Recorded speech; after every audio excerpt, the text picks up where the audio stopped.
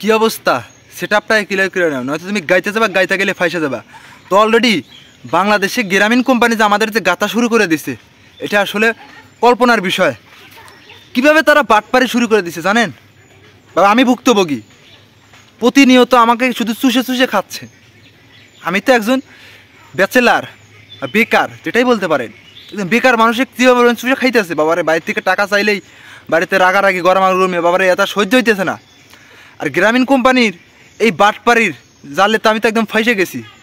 মনে হইতেছে যে গ্রামীণ সিমগুলো বয়কট করি, কিন্তু পারতেছি না। তো বাংলাদেশের সিম কোম্পানি অন্য সিম কোম্পানি তার মধ্যে করে শুরু করে দিছে, কোনটা থেকে কোনটা ইউজ করি। তা আমি কিছু অভিজ্ঞতা শেয়ার করি। গত মাসে আমি 20 জিবি কিনছিলাম গ্রামীণ সিমে নেট।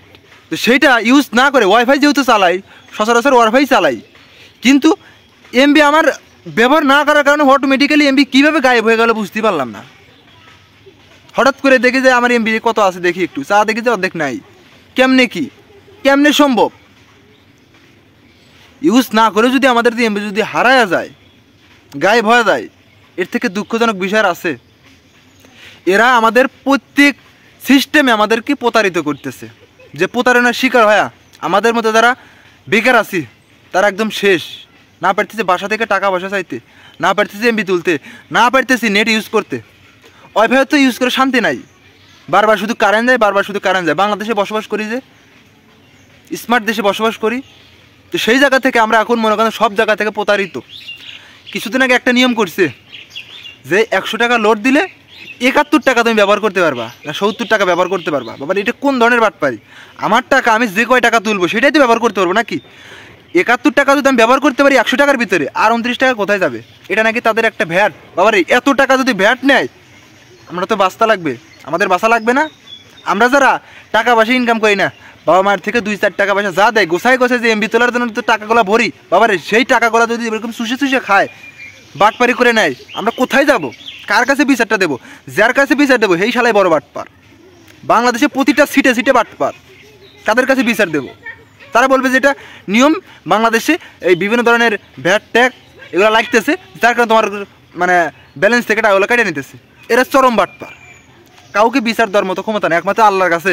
বাবারে আমাদের টাকা যেভাবে লুটে চুটে খাচ্ছে, আল্লাহ তোমার কাছে বিচার দিলাম, ধ্বংস করে দাও, না এদের মন মানসিকতা ভালো করে দাও। এছাড়া আর কী বলবো? বাপ মায়ের কাছে টাকা চাইলে বলে বাবা তুই কি নেশা টেশা করস নাকি, তুই প্রতিনিয়ত এত টাকাগুলো নিয়ে করস কি? কিন্তু তারা তো জানে না এই সমস্ত বাটপারদের কবলে পড়ছি। সিম কিনে যা ভুল করছে। আরে অন্য দেশে দেখি যে টাকা তুললে সেই ম্যাথটা থেকে যায় যতদিন পর্যন্ত আপনার টাকা শেষ না হবে, বা ম্যাথ পুরে আবার টাকা বললে আবারও ম্যাথ শুরু হয়ে যাবে। কিন্তু বাংলাদেশে টাকা না বললে সিমটা আনঅ্যাক্টিভ, সিম আর চলে না, সিম আর মানে নেটে কি আসে না। টাকা বড় আবার ওই বাটপারদেরকে পকেটে টাকা ঢুকিয়ে দাও। তো এই যে বাটপারে শুরু করছে বাবার, এই নির্যাতনে অতিষ্ঠ, জীবনটা অতিষ্ঠ, বিচারও কারো কাছে দিতে পারতেছি না। গ্রামীণ কোম্পানি তো প্রতিনিয়ত তো টাকা লস খাইতে পাবলিক থেকে, আমাদের মতো আহাম্মক পাবলিক যারা উপায় না আপে টাকা ভরি, আমাদের টাকা চুষে নিয়ে যায়। তো কী করবো? কিচ্ছু করার নাই, বিচার দেওয়ার মতো লোক নাই। কার এরকম হইতেছে একটু কমেন্টসে জানায়েন। আর এমবিগুলা ডাটা চালু করলে এমবি অর্ধেক গায়েব। অন্য সিম কোম্পানির এমবি ইউজ করলে দেখা যায় যে এমবি তো কাটা শেষ হয় না, ইউজ করতে করতে নিজেই বিরক্ত হয়ে যায়। কিন্তু গ্রামীণ কোম্পানির সিম ভরে থুয়ে দিই, এমবি তুলে দিয়ে দিই, মাগার সিম থাকে কিন্তু মাগার এমবি থাকে না। দুঃখজনক বিষয়, বিচার দেওয়ার মতো লোক নাই। তো যাই হোক, কি আর করার, বাটপারদের কবলে পড়ছি, এখন কিচ্ছু করার নাই, তো মনে নেওয়া লাগবো।